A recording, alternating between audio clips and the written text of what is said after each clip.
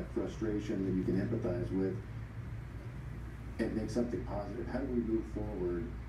Everyone, how does everyone move forward? Well, first we have to talk about it. We have to talk about it. The first thing that people try to do is to suggest that we should move our emotions to the side, and that's not the case. Our emotions need to be right here on the table. We need to put everything on the table.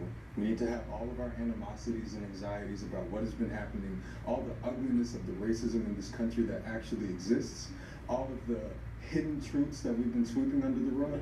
We need to put that right on the table, and now is the perfect opportunity to do so. We need to have an open and robust conversation about not just what has happened, but what continues to happen.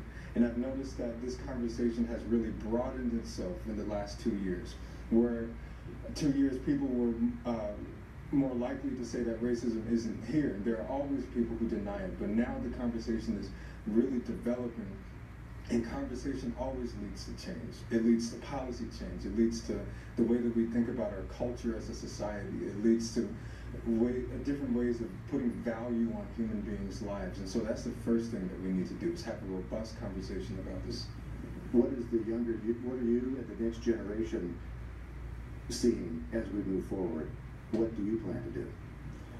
By seeing, you mean what we hope for? As you look into the future, what do you see?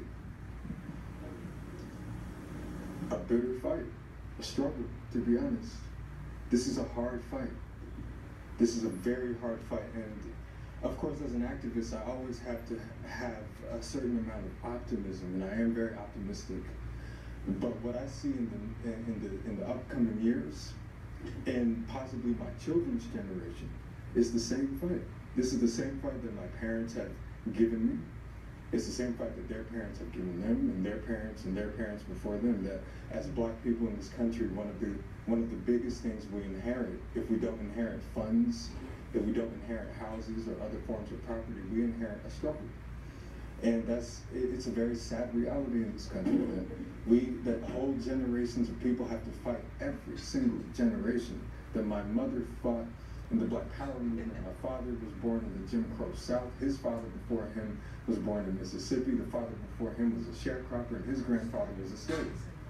But what I see in the near future is a conversation that needs to develop around race, that needs to develop around this political and cultural idea that was developed to divide and to destroy whole lives. That I worry for my kids, and I don't even have kids yet. I'm 21 years old, and I'm already worried for them.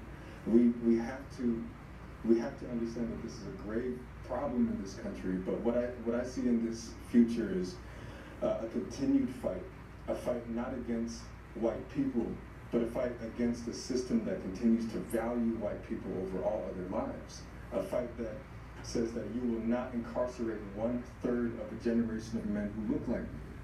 A fight that continues to look at the fact that we are